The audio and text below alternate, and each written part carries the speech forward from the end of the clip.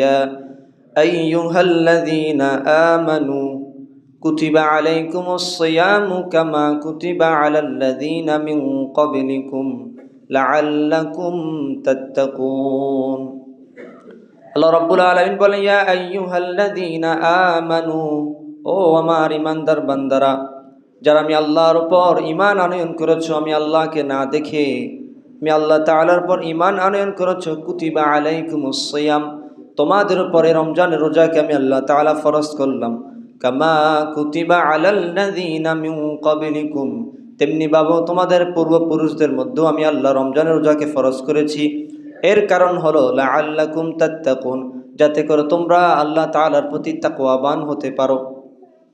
আল্লাহ রাসূল সাল্লাল্লাহু আলাইহি ওয়াসাল্লাম হাদিসে মুবারাকের মধ্যে ইরশাদ করেন মান সামা রমাদান কোন ব্যক্তি যদি রমজান মাস পেল ঈমানান ওয়া ইহতিসাবান রমজানের রোজাগুলোকে ঈমানের সাথে এবং সুন্দরতার সাথে আদায় করলো গফিরা লাহু মা তাকদ্দামা মিন দামবি আল্লাহ রাসূল বলেন আল্লাহ তাআলা তার পূর্বের সমস্ত গুনাহ আল্লাহ তাআলা মাফ করে দেয়। তাহলে এই রমাদান মাস আমাদের কাছে আর বেশি দিন নেই। আল্লাহ তাআলা ইরশাদ করেছেন যে আমি আল্লাহ তাআলা রমজান মাস তোমাদের জন্য কি করেছি রমজানের রোজাগুলা ফরজ করেছি। শুধু এটি তোমাদের জন্য নয়, বাইতুল হাবিব মিয়া জামে মসজিদের মুসল্লিদের জন্য নয়। আল্লাহ তাআলা বলেন কামা কুতিবা আলাল্লাযিনা মিন ক্বাবলিকুম তেমনিভাবে তোমাদের বাপ দাদা 14 গোষ্ঠী পূর্বপুরুষদের যারা ছিল তাদের উপরও রমজানের রোজাটা কি হয়েছিল ফরজ ছিল। নাহমাদুহু ওয়া নাস্তাঈনুহু ওয়া নাস্তাগফিরুহু ওয়া নু'মিনু বিহি ওয়া নাতাওয়াক্কালু আলাইহি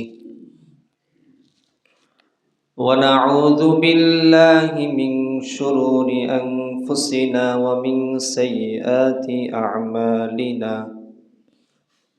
মান ইয়াহদিহিল্লাহু ফালা মুদিল্লা লাহু ومن يضلله فلا هادي له ونشهد أن لا إله إلا الله لا خالق إلا الله ولا مالك إلا الله ولا رازق إلا الله ونشهد أن سيدنا وسندنا وحبيبنا وحبيب طبيبنا وطبيب قلوبنا وأولانا محمدا عبد الله ورسوله الذي أرسله بالحق بشيرا ونذيرا وداعيا إلى الله بإذنه وسراجا وقمرا منيرا أما بعد فقد قال الله تبارك وتعالى في كلامه المجيد وفي فرقانه الحميد সকলেই পড়ি আউযু বিল্লাহি মিনাশ শাইতানির রাজীম বিসমিল্লাহির রহমানির রহিম ইয়া আইয়ুহাল্লাযীনা আমানু كتب عليكم الصيام كما كتب على الذين من قبلكم لعلكم تتقون وقال النبي صلى الله عليه وسلم من صام رمضان إيمانا واحتسابا غفر له ما تقدم من ذنبه أو كما قال النبي عليه الصلاة والسلام وقال تعالى في شان حبيبه مخبرا وآمرا إن الله وملائكته يصلون على النبي يا أيها الذين آمنوا صلوا عليه وسلموا تسليما صلى الله على سيدنا محمد وآله وأصحابه وسلم اللهم صل على مولانا محمد وعلى آل سيدنا مولانا محمد কোথায় রইলেন দয়াল নবীজি আমাদেরকে ছাড়িয়া আপনি বিনে কি লাভ হইবে এই ভুবনে বাঁচিয়া আল্লাহুম্মা সাল্লি আলা মাওলানা মুহাম্মদ ওয়া আলা আলি সাইয়্যিদিনা মাওলানা মুহাম্মদ ধন্য গো মা আমিনা ধন্য আপনার জিন্দেগি আপনার ঘরে জন্ম নিলেন দো জাহানের প্রাণের নবী আল্লাহুম্মা সাল্লি আলা মাওলানা মুহাম্মদ ওয়া আলা আলি সাইয়্যিদিনা مولانا محمد بلغ العلا بكماله كشف الدجى بجماله حسنت جميع خصاله صلوا عليه وآله او نبی رحمة لقب پانے والا مرادے ہو गरीबों के बरलाने वाला बलगल उला बिकमालिही बिजमालिही हसनत जमीउ खिसालिही अलैहि व आलिहि ला इलाहा इल्लल्लाह لا إله لا إله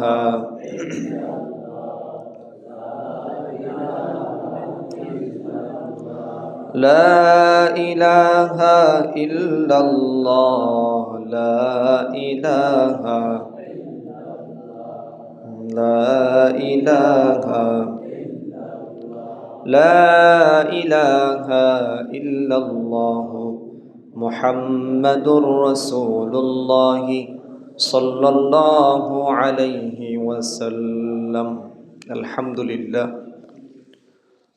সর্বপ্রথম মহান রবের শুকরিয়া আদায় করছি যে রব আমাদেরকে আল্লাহর ঘর মসজিদে জুমার নামাজ আদায়ের লক্ষ্যে শত ব্যস্ততার মাঝেও আল্লাহ রব্বুল আলামিন আমাদেরকে প্রতিবারের নেই আজকেও আসার এবং বসার তৌফিক দিয়েছেন সে মহান রবের শুকরিয়া আদায় করি কালিমাতুশ শুকর করছি সকলে পড়ি আলহামদুলিল্লাহ আরেকটু আওয়াজ দিয়ে বলিন আলহামদুলিল্লাহ আল্লাহ পাক রব্বুল আলামিন সবচেয়ে বেশি খুশি হয় যখন বান্দা আল্লাহ তাআলার তাসবিহ আলহামদুলিল্লাহ পাঠ করে আল্লাহ রব্বুল আলামিন পবিত্র কোরআনুল কারীমের মধ্যে ইরশাদ করেন ইউসাব্বিহু লিল্লাহি মা ফিস সামাওয়াতি ওয়া মা ফিল আরদ শুধু জমিনের মানুষ আমার তাসবিহ আদায় করে তা নয় আল্লাহ রাব্বুল আলামিন বলছেন আসমান এবং জমিনের নিচে আমি আল্লাহ তাআলা যত সৃষ্টি আছে সমস্ত সৃষ্টিকার শুকরিয়া আদায় করে আল্লাহ তাআলা সে মহান রবের শুকরিয়া আদায় করে আবার বলি আলহামদুলিল্লাহ আল্লাহ রাব্বুল আলামিন আজকের জুমায় আমাদেরকে আসার যে তৌফিক দিয়েছেন এটা আল্লাহ তাআলার বড় নিয়ামত আমরা যদি দেখি চিন্তা করে দেখি মেডিকেলে বিভিন্ন অসুস্থতার মাধ্যমে আল্লাহ তাআলা পাশায় মেডিকেলে আমাদেরকে রেখেন সেখানে না রেখে আল্লাহ তাআলার শুকরিয়া আদায় করেছি আল্লাহ তাআলা আমাদের প্রতি মহাব্বত রেখেছেন, ভালোবেসেছেন বলে আল্লাহ তাআলা দ্বীনের কথা শোনার জন্য মসজিদে আসার জন্য তৌফিক দিয়েছেন। আজকের আলোচনার বিষয় হচ্ছে আসন্ন পবিত্র রমাদানুল মুবারকের প্রস্তুতি এবং রমজানের ফজিলত রোজা সম্পর্কে আলোচনা করব। আল্লাহ তাআলা যেন যতক্ষণ আলোচনা করব কোরআন এবং হাদিসের আলোকে কিছু কথা বলে যেতে পারি, আল্লাহ যেন তৌফিক দান করে, পড়ি আমিন। আমাদের উম্মতে মুহাম্মদের মধ্যে আমরা আরবি 12টা মাসের নাম যদি নাও জানি, আমাদের কাছে কয়েকটি মাস 3 থেকে 4টি মাস পরিচিত, 3 থেকে 4টি মাস আমাদের কাছে পরিচিত থাকে। আমরা সেই হিসেবে সবাই যদি জুমাদুল আউলা বলেন বা রজব, শাবান, এই সমস্ত নামগুলো যদি আমরা নাও জানি, সবার মুখে মুখে আমাদের একটা নাম সবচেয়ে পরিচিত, সেটা হচ্ছে কি রমাদান মাস। সেটি কি মাস? রমাদান মাস। কারণ এই রমাদান মাস আল্লাহ তাআলা ফুরন্ত বারাকা দান করেন। আল্লাহ রাব্বুল আলামিন আল্লাহ তাআলার আদেশ অনুযায়ী আর 1 দিন পরেই ইনশাআল্লাহ রমাদান মাস আমাদের কাছে কি আগমন করবেন। রমাদান মাস আমাদের কাছে কি করবেন? আগমন করবেন। আমি খুতবা একটা আয়াতে কারিমা তেলাওয়াত করেছি। আল্লাহ রাব্বুল আলামিন বলছেন, ইয়া আইয়ুহাল্লাযীনা আমানু কুতিবা আলাইকুমুস সিয়ামু কামা কুতিবা আলাল্লাযীনা মিন ক্বাবলিকুম লাআল্লাকুম তাত্তাকুন। আল্লাহ রাব্বুল আলামিন বলেন, ইয়া আইয়ুহাল্লাযীনা আমানু, ও আমার ঈমানদার বান্দারা, যারা আমি আল্লাহর উপর ঈমান আনয়ন করেছো, আমি আল্লাহকে না দেখে আমি আল্লাহ তাআলার উপর ঈমান আনয়ন করেছো, কুতিবা আলাইকুমুস সিয়াম, তোমাদের উপরে রমজানের রোজাকে আমি আল্লাহ তাআলা ফরজ করলাম, কামা কুতিবা আলাল্লাযীনা মিন ক্বাবলিকুম, তেমনি ভাবে তোমাদের পূর্বপুরুষদের মধ্যেও আমি আল্লাহ রমজানের রোজাকে ফরজ করেছি। এর কারণ হলো লাআল্লাকুম তাত্তাকুন, যাতে করে তোমরা আল্লাহ তাআলার প্রতি তাকওয়াবান হতে পারো। আল্লাহ রাসূল সাল্লাল্লাহু আলাইহি ওয়াসাল্লাম হাদিসে মুবারকের মধ্যে ইরশাদ করেন, মান সামা রমাদান, কোন ব্যক্তি যদি রমজান মাস পেল ঈমানান ওয়া ইহতিসাবান, রমজানের রোজাগুলোকে ঈমানের সাথে এবং সুন্দরতার সাথে আদায় করলো, গফিরা লাহু মা তাকদ্দামা মিন দামবি, আল্লাহ রাসূল বলেন আল্লাহ তাআলা তার পূর্বের সমস্ত গুনাহ আল্লাহ তাআলা মাফ করে দেয়। তাহলে এই রমাদান মাস আমাদের কাছে আর বেশি দিন নেই। আল্লাহ তাআলা ইরশাদ করেছেন যে আমি আল্লাহ তাআলা রমজান মাস তোমাদের জন্য কি করেছি? রমজানের রোজাগুলা ফরজ করেছি। শুধু এটি তোমাদের জন্য নয়, বাইতুল হাবিব মিয়া জামে মসজিদের মুসল্লিদের জন্য নয়। আল্লাহ তাআলা বলেন, কামা কুতিবা আলাল্লাযীনা মিন ক্বাবলিকুম, তেমনিভাবে তোমাদের বাপ দাদা 14 গোষ্ঠী পূর্বপুরুষদের যারা ছিল তাদের উপরও রমজানের রোজাটা কি হয়েছিল? ফরজ ছিল। আল্লাহ রাসূল বলেন যে রমজানের রোজাগুলো যারা ঈমানের সাথে ইহতিসাবের সাথে যদি আল্লাহ রাসূল বলেন যে আদায় করে, হকের সাথে আদায় করে, তাহলে আল্লাহ রাসূল ঘোষণা দিচ্ছে, আল্লাহ তাআলা বলেন যে আল্লাহ রাব্বুল আলামিন পূর্বের সমস্ত গুনাহ আল্লাহ তাআলা মাফ করে দেয়। সুবহানাল্লাহ। এই রমজানের রোজার ফজিলত নিয়ে আমি কিছু কথা বলবো, কিছু পয়েন্টে কথা বলবো। তার মধ্যে সর্বপ্রথম হচ্ছে যে রোজা হচ্ছে আত্মাশুদ্ধির প্রশিক্ষণ। রোজা হচ্ছে কিসের? আত্মাশুদ্ধির প্রশিক্ষণ। আল্লাহ রাব্বুল আলামিন যে সূরা বাকারা 183 নম্বর আয়াতের লাস্টে বলেন, লাআল্লাকুম তাত্তাকুন, যে রোজা ফরজ করেছি যেন আল্লাহ তাআলার প্রতি তাকওয়াবান হতে পারো, তাকওয়া বীর হতে পারো। রোজা আমাদের মধ্যে কি করে? তাকওয়া সৃষ্টি করে। রমজানের রোজা যখন রাখা হয় তখন আমাদের মুখে কোনো খারাপ কথা আসে না। কেন আসে না? কারণ রোজাটা কার জন্যে? আল্লাহ তাআলার জন্য। আল্লাহর ভয়ে আমি রেখেছি। এই তাকওয়াটা কি? তাকওয়া, এবং যে তাকওয়াতে আল্লাহ তাআলা বলেছেন লাআল্লাকুম তাত্তাকুন, যে তাকওয়া তৈরি হয়, আল্লাহ তাআলা বলেন যে গোপনে এবং প্রকাশ্যে আল্লাহ তাআলাকে ভয় করা, এটা হচ্ছে কি? তাকওয়া। এটা হচ্ছে কি? তাকওয়া। একটা মানুষ যদি রোজা রাখে, এখানে আমরা অনেক উপস্থিত আছি, কেউ বলতে পারবো কারো চেহারা দেখে তিনি রোজা রেখেছেন? রোজাটা দেখার বিষয় নয়। রোজাটা কিসের বিষয় নয়? দেখার বিষয়। যদি রোজাটা দেখার বিষয় হইতো তাহলে আল্লাহ রসুলের হাদিস দিয়ে আল্লাহ রসুল শিক্ষা দিয়ে দিতেন যে তোমরা রোজা রাখো, সেহেরি খাও, সারাদিন তোমরা কি করো? কিছু খাবার চাবাইতে থাকো, যেন তোমাদের এই খাবার দেখে মানুষ মনে করো তুমি কি করেছো? রোজা রেখেছো। তাহলে রোজা দেখানোর জন্য নয়, রোজা হচ্ছে গোপন। রোজাটা কিসের? গোপন, সরাসরি আল্লাহ তাআলার সাথে সম্পর্ক। সরাসরি কার সাথে? আল্লাহ তাআলার সাথে। গোপনে এবং প্রকাশ্যে রোজা রাখা, তাকওয়া ভয় করা, হারাম থেকে নিজেকে বাঁচিয়ে রাখা। রোজা রেখেছি কিন্তু আমি এখনো সুদ ছাড়তে পারলাম না, হারাম কাজ ছাড়তে পারলাম না, তাহলে এ রোজা কোনো দাম হবে? কোনো দাম হবে না। কারণ রোজা হচ্ছে কিসের জন্যে? তাকওয়ার জন্যে, আল্লাহর ভয়ে রেখেছি। রোজা আমাদেরকে শেখায় যে যখন কেউ দেখতেছে না তখন দেখতেছেন কে? আল্লাহ তাআলা। কেউ না দেখে, দেখে কে? আল্লাহ তাআলা। চাইলে তো আমরা সেহরি খাওয়ার পরে বাসার এক কোনায় বসে একটু করে একটি পাউরুটির টুকরা, বিস্কিটের প্যাকেট খাইতে পারতাম না? পারতাম। কিন্তু আল্লাহ তাআলার ভয় আমাদের মধ্যে ছিল বলেই, আল্লাহ তাআলার অন্তরে আমাদের তাকওয়াটা ছিল বলেই, এজন্য রোজা যে রেখেছি হকের সাথে, এজন্য আমার খাবার দাবার কোনো কি নাই? সুযোগ নাই। কোনো কি নেই? সুযোগ নেই। এমনও কিছু রোজাদার মানুষ আছে যারা সেহরিও খায়, আমাদের সাথে ইফতারও করে, কিন্তু মানুষের অগোচরে লুকিয়ে গেলে তারা আবার নাস্তা পানি বিভিন্ন দোকানপাটে কি করে? খাবার খেয়ে থাকে। আল্লাহ তাআলা আমাদেরকে মাফ করুক। অত্র এলাকার যে সমস্ত দোকানগুলো আছেন, আমরা রমজান মাসে উদ্যোগ নেব মসজিদ থেকে, রমজানের দোকানগুলো খোলা থাকবে সীমিত সময়ের জন্য, কোনো পর্দা দেওয়া থাকবে না। আমি যদি মসজিদের থেকে যদি এই আলোচনা এবং এই কাজটা যদি করতে পারি, অত্র এলাকার যারা বেরোজগার আছে, যারা রোজা রেখেও রোজার মূল্যায়ন করে না, তারা অন্তত এবছর হলো কি রাখবে?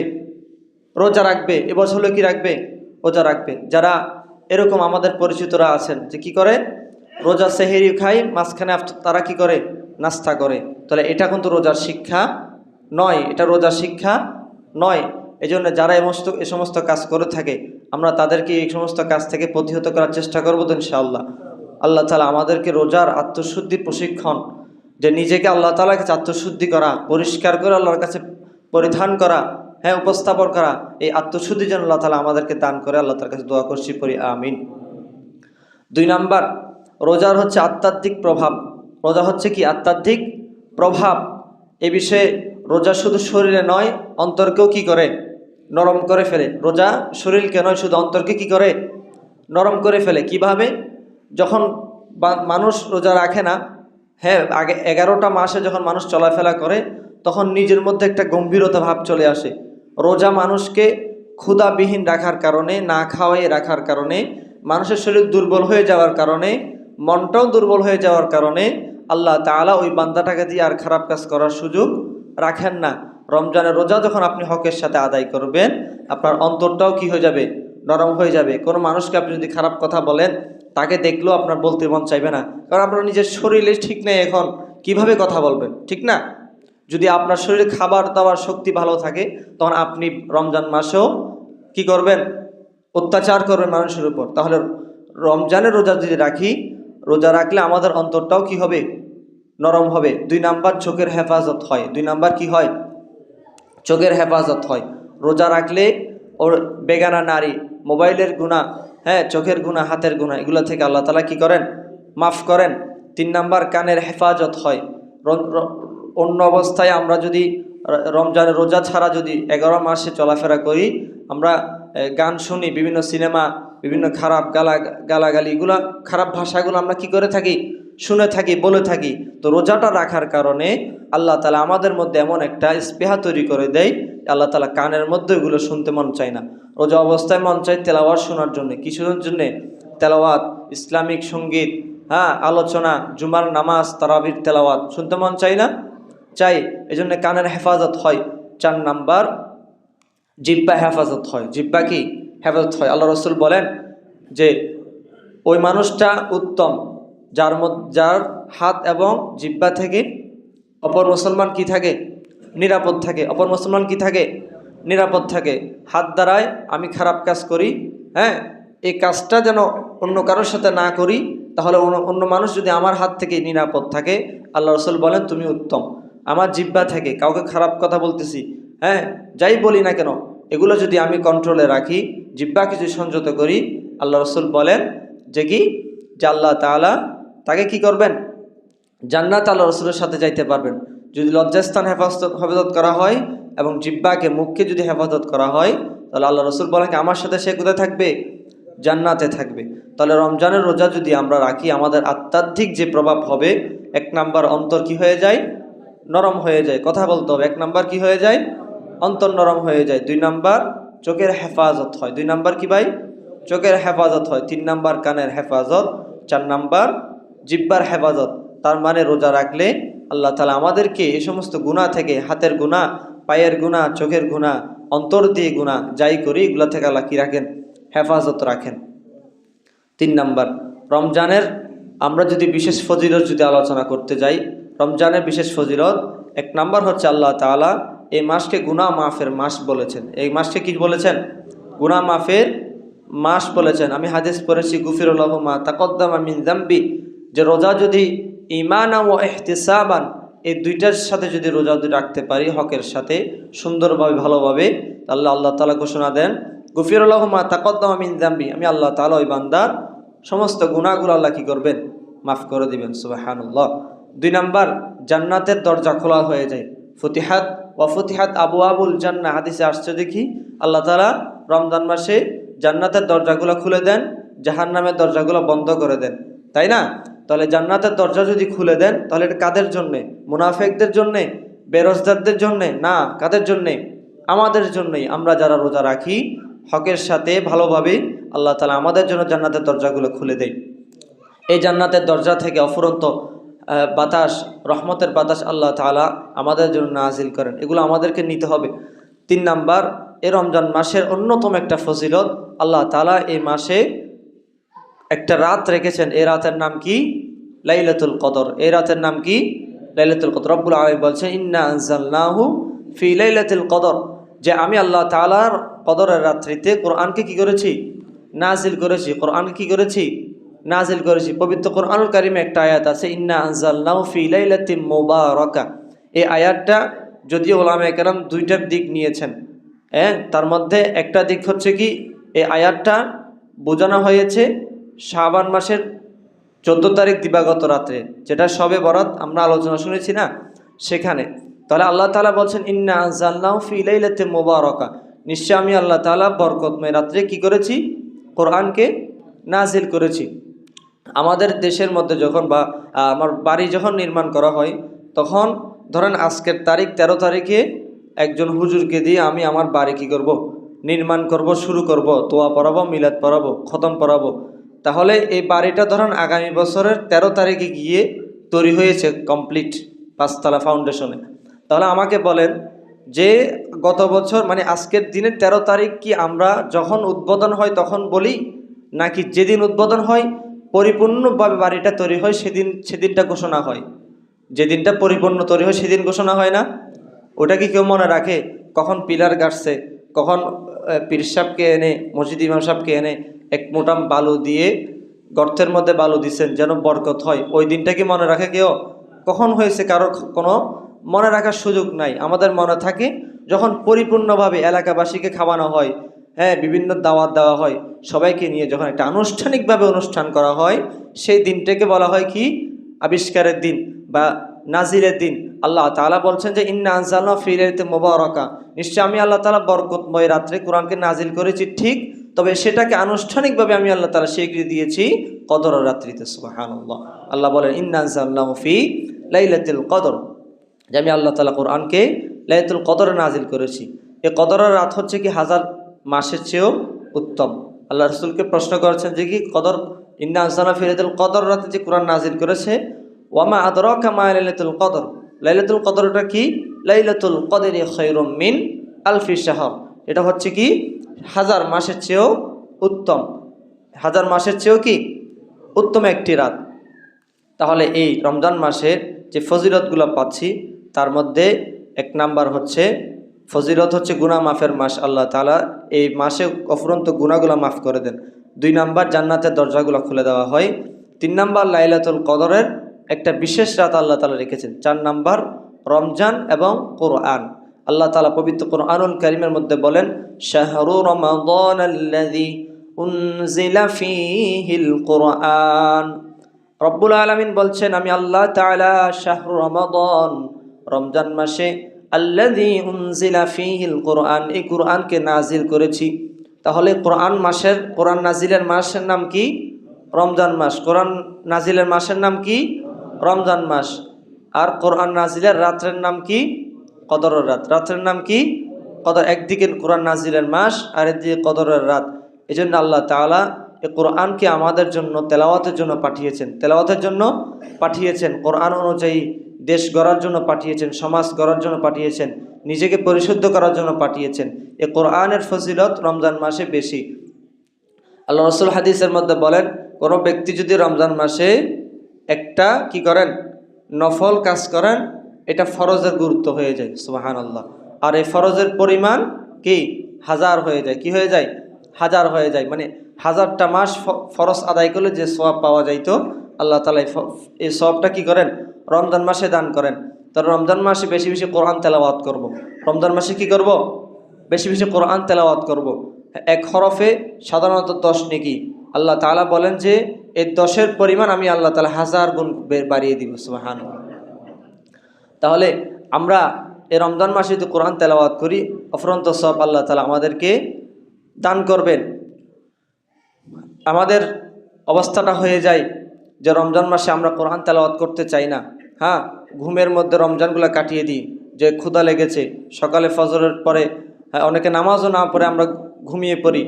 সেহরি খাওয়ার পরে, ঘুমানোর পরে এক ঘুমে জোহর হয়ে যায়। জোহরের সময় উঠতে গোসল করতে করতে আসর হয়ে যায়। আসরের পরে টিভি নিয়ে বসি, এই করতে করতে আমাদের ইফতার হয়ে যায়। এই যদি আমাদের রমজানের কাটানো দিন হয়, তাহলে আল্লাহ তাআলা যে মাফ করার জন্য যে ঘোষণা দিয়েছে, এটাকে আমাদের ভাগ্যে জুটবে? কখনোই নয়। এই জন্যে কোরআন তেলাওয়াত করব, আমল করব। রমজানের মাস হবে তেলাওয়াতের মাস, হেফাজতের মাস, নিজেকে সমস্ত গুনাহ থেকে হেফাজত করব। তাদাব্বুরের মাস হবে, আদবওয়ালা হয়ে যাব। আমলের মাস হবে, বেশি বেশি আমল করব। 5 নাম্বার বিষয়, রমজানের 3টে স্তর। আল্লাহ তাআলা রমজানকে, ওলামায়ে কেরাম এই রমজানকে 3টা সময়ের মধ্যে ভাগ করেছেন। প্রথমটাকে প্রথম দশক বলা হয় রহমতের, দ্বিতীয় দশক বলা হয় মাগফিরাতের, তৃতীয় দশক বলা হয় কি? নাজাতের। প্রথম দশকে রহমত আল্লাহ তাআলা ফুরন্ত বরকত দান করে, রহমত দান করে। দ্বিতীয় দশকে আল্লাহ তাআলা মাগফিরাত, মাফ করে দেয়, দোয়া চাইতে বলেন। 3 নাম্বার, আল্লাহ তাআলা জাহান্নাম থেকে মুক্তি দেয়। এই রাত্রে এই শেষের দশকে একটা গুরুত্বপূর্ণ আমল আছে, কি বলেন তো? ইতিকাফ। মাশাআল্লাহ, কি আছেন? ইতিকাফ। ইতিকাফ আমরা আদায় করি তো? হ্যাঁ, একজন হলেও ইতিকাফ আদায় করা প্রয়োজন। একজন হলেও কি ইতিকাফ আদায় করা প্রয়োজন। ইতিকাফে অনেক ফজিলত রয়েছেন। আজকের যুগে তো আমাদের ইতিকাফগুলা টাকা দিয়ে হয়ে যায়, যে মুখ মসজিদে 10 জন মানুষ ইতিকাফ থাকলে তোমাদেরকে এত এত টাকা দেওয়া হবে। টাকা দিয়ে ইতিকাফ হবে না, হবে না। ইতিকাফ হবে আল্লাহ তাআলার জন্য। কার জন্যে? আল্লাহ তাআলার জন্য। এই 10টা ইতিকাফের মধ্যে আমি একটা আমল বলে যাই, সেটা হচ্ছে কি, আমরা যারা ইতিকাফ থাকবো চেষ্টা করব 19তম রমজানে মসজিদে প্রবেশ করার জন্য। কারণ 19তম রমজানটাও কি বেজোড় সংখ্যা, কি বেজোড় সংখ্যা। যদি একটু দিন আর কি, 19-এর আসরের পরে প্রবেশ করব মাগরিবের আগে, তো আর কষ্ট করি ওই 20 তারিখ কি আসরের পর আর ঢুকতে হবে না। হ্যাঁ, যদি কারোর ব্যস্ততা থাকে তাহলে আপনি প্রতি বছরের ন্যায় 20 তারিখ আসরের পরে কি 20 রমজান ঢুকবেন, 21-এর দিন। তাহলে 19টা যেহেতু বেজর, তাহলে 19টা সহ যদি ধরা হয়, তাহলে আল্লাহ তাআলা না জানিয়ে 19-এ যদি কি থাকে, কদরের রাত থাকে। আর যারা ইতিকাফ 10 দিন থাকবে, তারা তো কখনো বলতে পারবে না, তাদের জন্য 25 রমজানও দরকার নেই, 27 রমজানও দরকার নেই, 29 দরকার নেই। তারা গ্যারান্টি 100% তারা লাইলাতুল কদর পেয়েছে। সুবহানাল্লাহ। তাহলে আমরা লাইলাতুল কদর পাওয়ার জন্য উত্তম আমল হবে কি করা? ইতিকাফে বসা। কি করা? ইতিকাফে বসা। যারা ইতিকাফে বসবেন, আল্লাহ তাআলা আমাদেরকে বসার এবং আমল করার তৌফিক দান করুন। রমজানের প্রস্তুতি নিয়ে আমি কিছু কথা বলেই আলোচনা শেষ করব। রমজান আমাদের সামনে আসছেন, তাই রমজানের প্রস্তুতি আন্তরিকভাবে আমাদেরকে তওবা করতে হবে। সেটা হচ্ছে কি, সারাটা বছর আমি গুনাহ করতে করতে গুনার বোঝা এত পরিমাণ হয়েছে যে আল্লাহ তাআলার কাছে গুনাহ মাফ চাওয়ার জন্য লজ্জা লাগে। কি লাগে? লজ্জা লাগে। আমি তো নিজে বলতে পারো আমি কতটুকু গুনাহগার, জানি না। আমি আজকে ফজর নামাজ পড়ি নাই, আমি আজকে একটা সুন্নত আমল করি নাই, আমি আজকে সারাদিন কোনো আমল করি নাই। তাহলে এই গুনাহ যে আমি করেছি, এটা আমি ছাড়া আর কেউ জানে না। আল্লাহ তাআলাও জানে যে বান্দাটা গুনাহ করছেন। আপনারা জানেন, হাদিসে আসে যে আল্লাহ রসুল একটা মজলিসের মধ্যে বসা ছিল, সেখানে বৃষ্টি হচ্ছেন না। এমন একটা ঘটনা, বৃষ্টি হচ্ছেন না। কেন হচ্ছেন না? একটা মানুষ সেই কওমের মধ্যে বসা, এই মজলিসের মধ্যে, সেটা এত গুনাহ করছে, আল্লাহ তাআলা তাকে পছন্দ করতেছেন না। তো এটা আবার জিব্রাইল এসে আল্লাহ রসুলকে কানে কানে বলে গেলেন। আল্লাহ রসুল সরাসরি বলেন নাই, সরাসরি বলছেন যে ওই ব্যক্তিটা গুনাহ করছেন, ওকে এখান থেকে উঠে যাইতে বলো। ও যতক্ষণ উঠবে না ততক্ষণ আমি আল্লাহ কি করবো না, বৃষ্টি নাজিল করবো না। আল্লাহ রাসূল চাইলে বলতে পারতেন না? রহমতের নবী, রহমাতাল লিল আলামিন, তিনি দয়া করে বলেছেন যেন মনে কষ্ট না আসে সবার উদ্দেশ্যে।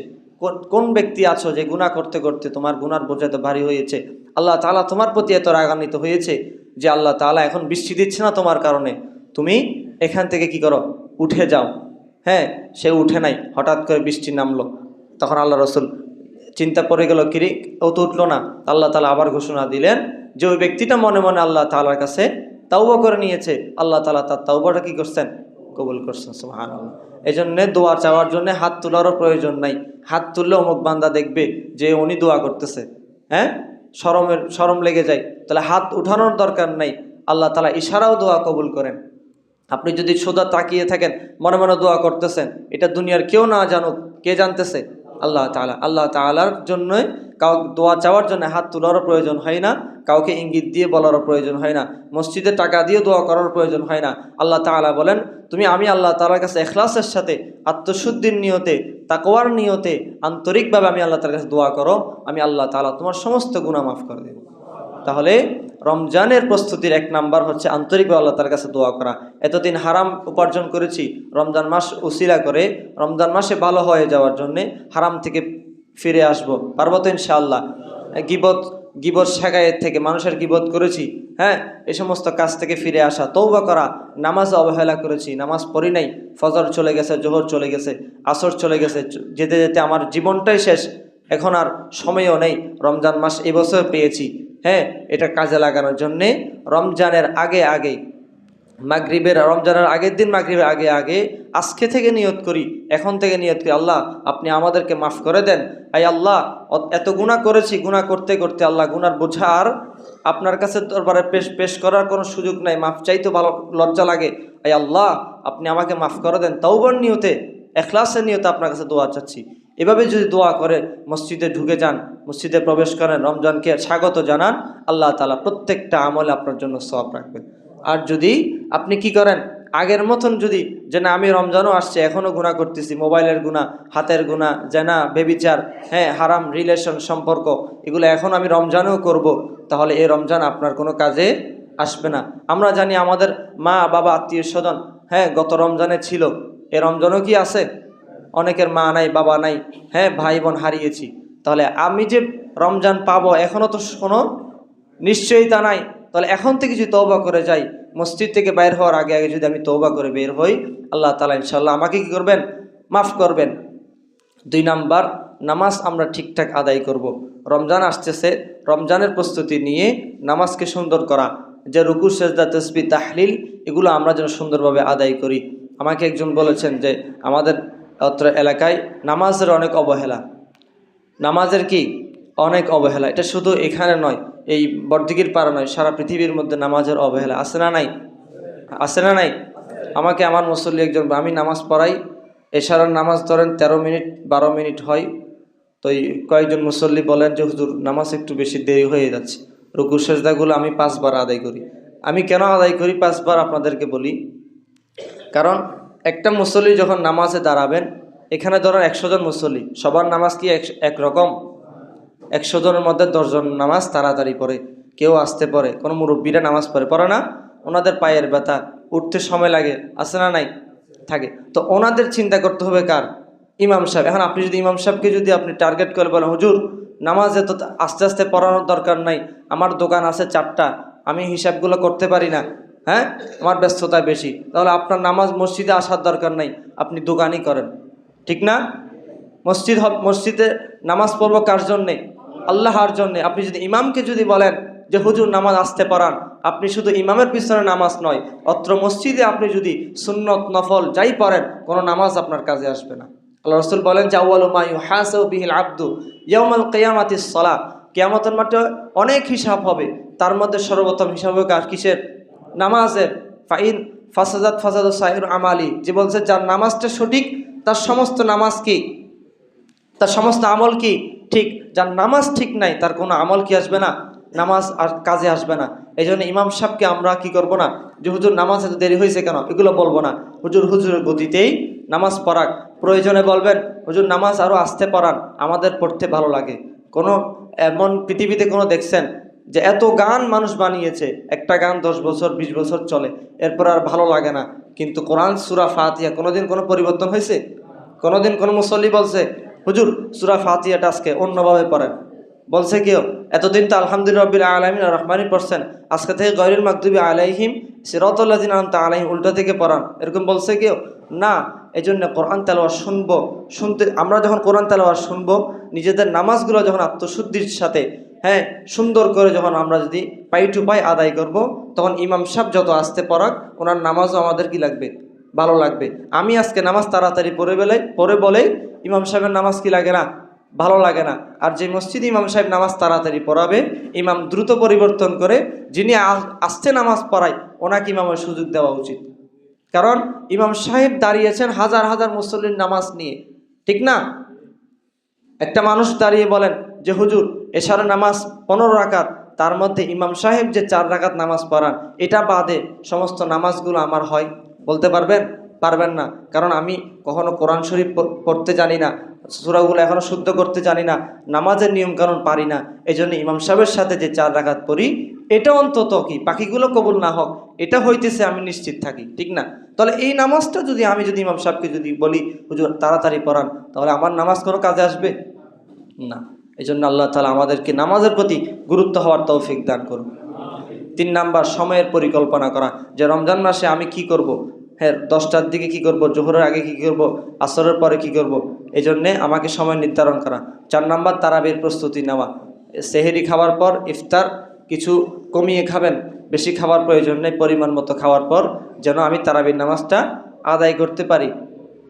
5 নাম্বার, দান সদকা বেশি বেশি করব রমজানের আগে, রমাজানে। কারণ রমজান মাসে কি একে কত 70 হয়ে যায়, একে কত 70। 6 নাম্বার, পরিবারকে প্রস্তুত করা, পরিবারকে প্রস্তুত করবা। আজকে থেকে বাসায় যাব, বাসায় গিয়ে রমজানের যে প্রস্তুতি আছে, কিভাবে রোজাগুলো রাখতে পারি, কিভাবে সেহরি করতে পারি, কিভাবে ইফতার করতে পারি, কিভাবে রোজার আমলগুলো করতে পারি, কোরআন তেলাওয়াত করব, ছেলেকে নিয়ে করব। মাদ্রাসার ছুটি থাকে, ছেলেরা বাসায় থাকে, ছেলেকে বলো তুমিও তেলাওয়াত করো, আমিও তেলাওয়াত করি। মসজিদে আসবেন, ইমাম সাহেবকে বিরক্ত করবেন, হুজুর একটা আমল বলেন, হুজুর কোন আমলটা করতে পারি, পারবো তো ইনশাআল্লাহ। এভাবে পরিকল্পনা করতে হয় পরিবারকে নিয়ে। তাহলে আল্লাহ তাআলা আমাদেরকে এ রমজানের প্রস্তুতিগুলো করার তৌফিক দান করুক।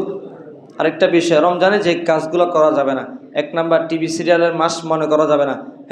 টিভি সিরিয়াল যেন রমজানের তারাবি বাদ দিয়ে খেলা দেখব, দোকান করব, বাসার মধ্যে কি সিরিয়াল দেখব, এগুলো বন্ধ করতে হবে, পারবো তো ইনশাআল্লাহ। 2 নাম্বার, মার্কেটিংয়ের মাস মনে করা যাবে না, যে প্রথম 15টা রমজান ভালো করে নামাজ পড়ছি, 16টা রমজান থেকে আর মুসল্লি পাওয়া যায় না। এমনও খবরও আসে যে কি বলে প্রথম 1 সপ্তাহ মসজিদ জায়গা দেওয়া যায় না, পারে না যে মসজিদ আরও তালা করার জন্য, কয়েকদিন যাওয়ার পর মুসল্লি আর পাওয়া যায় না। তখন আমার মন চায় আমি মসজিদের মুয়াজ্জিন সাহেবকে বলি, আপনি এলান করেন যে একটি হারানো বিজ্ঞপ্তি, যে এতদিন ছিল কিছু মুসল্লি মসজিদ থেকে হারায় গিয়েছে, তাদেরকে যদি পেয়ে থাকেন আবার মসজিদে পাঠিয়ে দেন। 3 নাম্বার, অপচয়ের মাস, সময় অপচয় করবো না।